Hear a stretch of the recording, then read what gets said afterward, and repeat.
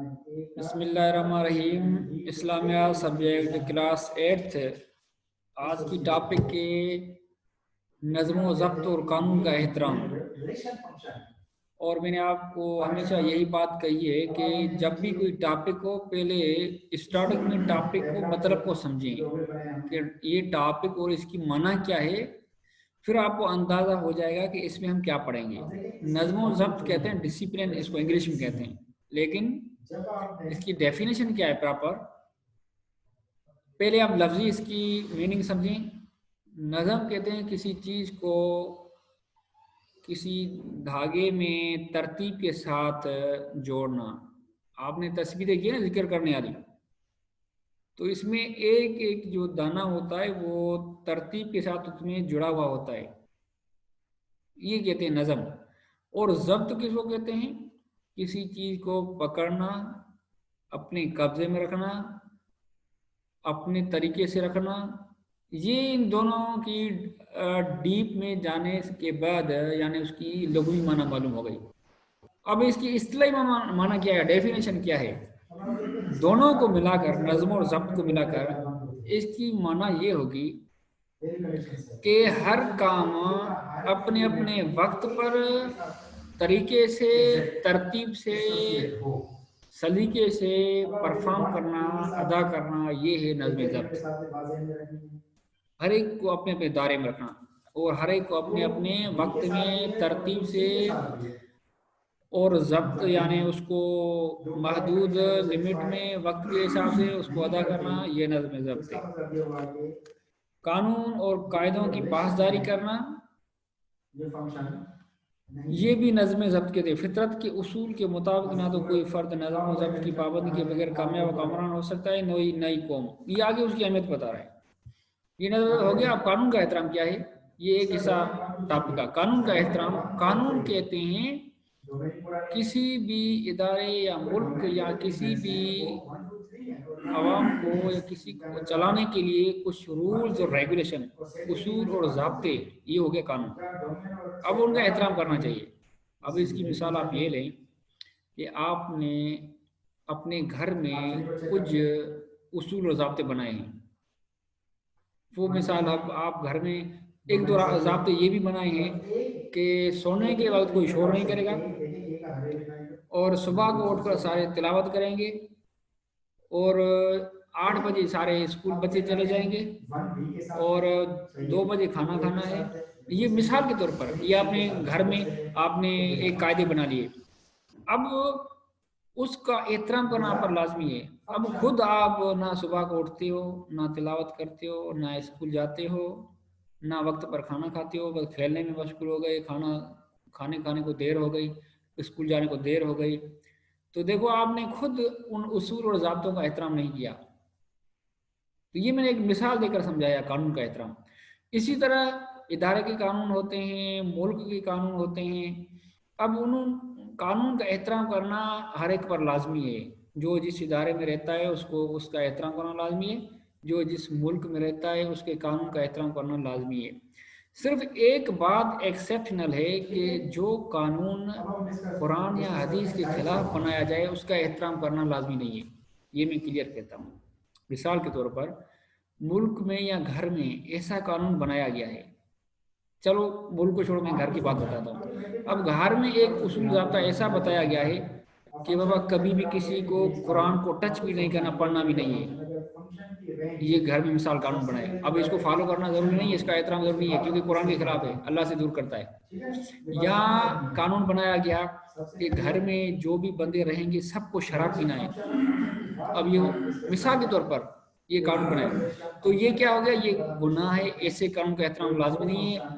اس قانون کے خلاف اخلاقی طریقے سے اس کو ختم کیا جائے، اخلاقی طریقے سے سمجھایا جائے جس نے بنایا ہے کہ یہ قانون قرآن کے خلاف ہے، اس کو آپ ختم کر دیں. تو قانون کا احترام، قانون ہوتا ہی وہ ہے جو قرآن اور حدیث یا جو اخلاقی ضوابط سے بنایا جائے. اخلاقی، چاہے وہ قرآن حدیث نہ بھی ہو لیکن اخلاقی ضوابط ہو، قرآن اور حدیث کے خلاف نہ ہو.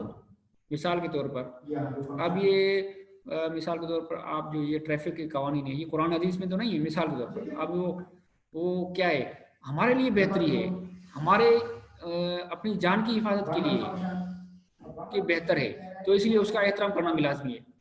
जो अखलाकी दायरे में बनाया जाता है, चाहे वो कुरान अजीब से ना हो, लेकिन उलमा उस पर मुतफिक हैं, या और वक्त के लोग सारे मुसलमानों पर मुतफिक हैं, तो उसमें कोई गुनाह नहीं है, आप उसका एहतराम करना लाजमी है। तो कहने का मतलब ये है, कानून का एहतराम करना लाजमी है, क्योंकि एहतराम नहीं करोगे तो लोग उस पर अमल नहीं करेंगे।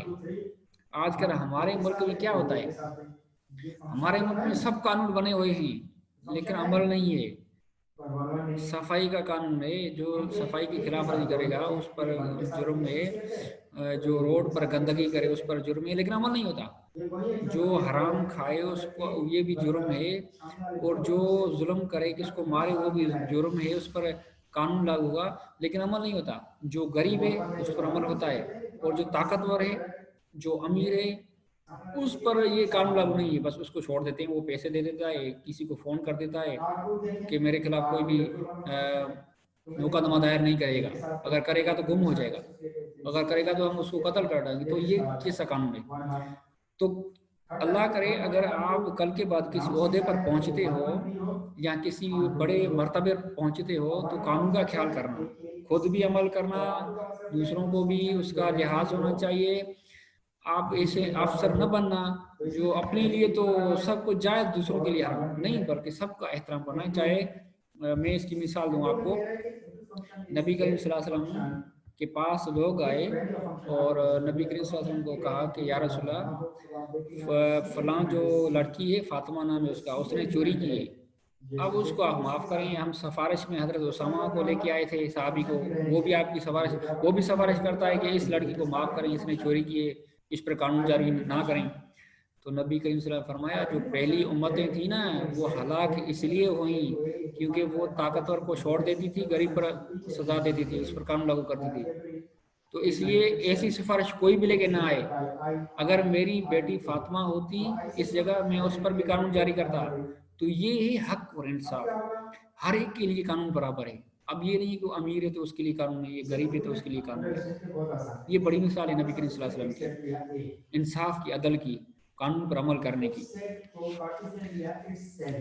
अब इससे पहले जो हिस्सा था नज़्म व ज़ब्त, उसकी मैं आपसे कुरान से मिसाल देता हूँ और लॉजिकल पॉइंट ऑफ व्यू से मिसाल देता हूँ कि देखो, इस्लाम नज़्म व ज़ब्त का कायल है, और नज़्म व ज़ब्त की तायद करता है, और उस पर शौक़ दिलाता है कि नज़्म व ज़ब्त कायम करो, क्योंकि कुछ अहकाम ये शो करते हैं कि जिससे नज़म, मिसाल आप देखो, नमाज हम तरतीब से पढ़ते हैं ना, ऐसा नहीं है कि किसी का चेहरा इधर, किसी का चेहरा इधर, और कोई आगे खड़ा है कोई पीछे खड़ा है, ऐसा नहीं है। सब तरतीब में खड़े हैं और सबको एक ही तरफ मुंह करना है, नमाज पढ़नी है। तो इससे क्या शो हो रहा है कि नज़्म व ज़ब्त, डिसिप्लिन शो हो रहा है। इसी तरह आप हज में देखो, हज में सारे मिसाल अरफात, फिर सारे तवाफ करने में, फिर सारे, यानी एक तरतीब बनी हुई है हज में भी। यहाँ आप और मामलात में देखोगे कि ये सब बातें हमें शो कर रही हैं कि इस्लाम में नज़्म व ज़ब्त है, इस्लाम में नज़्म व ज़ब्त यानी डिसिप्लिन है। इन बातों से हमें नज़्म व ज़ब्त शो हो रहा है, डिसिप्लिन शो हो रहा है। चलो आगे देखो, कुरान की आयत है कि ये जो सूरज और चांद वक्त पर आते हैं, वक्त पर जाते हैं, अपनी जगह पर जाते हैं। कभी ऐसा नहीं है कि सूरज इधर से निकला इधर चला गया, इधर से निकला फिर इधर चला गया, नहीं है। कभी ऐसा नहीं है कि दिन को 12 बजे अचानक रात हो गई, नहीं। कभी ऐसा नहीं हुआ कि आप सो रहे थे, अचानक रात को 12 बजे दिन हो गया, सूरज निकल आया, आप हैरान हो गए, अभी तो रात के 1 बज रहे हैं, ये सूरज कैसे निकल आया? ऐसा कभी नहीं हुआ। तो ये बातें शो कर रही हैं कि इस्लाम में नज़्म व ज़ब्त है। अल्लाह ताला भी नज़्म व ज़ब्त को पसंद करता है, डिसिप्लिन को, यानी हर काम तरतीब से हो, हर काम अपनी जगह पर हो, हर काम सही तरीके से हो। ये आयत है सूरह यासीन की, ये इसमें नज़्म व ज़ब्त ज़ाहिर हो रहा है। और सूरज जिसकी मैं अरबी में पढ़ रहा हूँ, वश्शम्सु तजरी लिमुस्तक़र्रिन लहा ज़ालिका तक़दीरुल अज़ीज़ुल अलीम वल क़मर क़द्दरनाहु मनाज़िला हत्ता आदा कल उर्जुनिल क़दीम लश्शम्सु यंबग़ी लहा अन तुदरिकल क़मर वल लैलु साबिक़ुन नहार व कुल्लुन फ़ी फ़लकिन यस्बहून। सूरह यासीन आयत नंबर 38 टू 40। इसका तर्जुमा सुन लें। और सूरज अपने मुकर्रर रास्ते पर चलता रहता है, یہ غالب دانا کا انداز ہے، یعنی اللہ تعالیٰ بڑے حکیم کا دانا کا یہ ایک مقرر کیا ہوا انداز آئے گا۔ اور چاند کی بھی ہم نے منزلیں مقرر کی ہیں، یعنی ان کے جو راستے ہیں، یہاں تک کہ کھجور کی پرانی شاخوں کی طرح ہو جاتا ہے، یعنی وہ اپنی جگہ پر چلتے چلتے پھر وہ بالکل لکیر اور باریک ہو جاتا ہے۔ نہ تو سورج ہی اس سے ہو سکتا ہے کہ چاند کو جا کر پکڑے، کبھی ایسا نہیں ہوا کہ سورج کو چاند بھاگ بھاگ کر پکڑا، اور نہ ہی رات دن سے پہلے آ سکتی ہے، رات اپنی جگہ پر، دن اپنی جگہ پر، اور سب اپنے اپنے دائرے میں تیر رہی ہیں، مطلب اپنے اپنے دائرے میں گردش کر رہی ہیں، اپنے اپنے وقت میں گزر رہے ہیں۔ تو یہ باتیں شو کر رہی ہیں نظم و ضبط کو، ڈسپلن کو، ترتیب کو۔ اور عبادت نظام بھی ایسے نمازوں کے وقت مقرر ہیں، ایسا نہیں ہے کہ بس رات کو 12 بجے اٹھ کر فجر کی نماز پڑھو، یہ نہیں ہے، فجر کا وقت ہے، عشاء کا وقت ہے، ظہر کا وقت ہے، عصر کا وقت ہے، ہر ایک اپنے اپنے وقت پر نماز پڑھنی ہے۔ یہ بھی سحری افطاری وقت پر، حج کی ادائیگی وقت پر، زکوٰۃ کا ایک رولز ریگولیشن کے مطابق ادا کرنا، پراپر وے میں ادا کرنا، یہ سب ڈسپلن کو شو کر رہی ہیں۔ اس لیے ایک طالب علم کو کیا خیال کرنا چاہیے کن باتوں کا، کہ تمام کام وقت پر کرے، وقت پر سونا، وقت پر جاگنا، وقت پر اسکول جانا، وقت پر کام کرنا، وقت پر کھیلنا، اور یہ ساری چیزیں وقت پر کرنا، یہ ان کو اپنی زندگی میں کرنا چاہیے ہر ایک اسٹوڈنٹ کو۔ ٹھیک ہے، یہ دو باتیں تھیں، یعنی ایک نظم و ضبط، دوسرا قانون کا احترام۔ قانون کا احترام میں نے آپ کو پہلے بھی بتا دیا کہ ملک کے جو بھی قانون ہیں، ضابط ہیں، اصول رولز ریگولیشن ہیں، وہ فالو کرنے چاہیے۔ آپ مثال کے طور پر بینک میں جاتے ہو تو وہاں مٹ بھی نہ ہو، ایک دوسرے کے اوپر گر رہے ہو نہیں، بلکہ لائن میں کرو۔ آپ کسی اور ایسی جگہ پر جا رہے ہو جاتے بہت سارے لشکر ہیں اور امبو ہے لوگوں کا، اب وہاں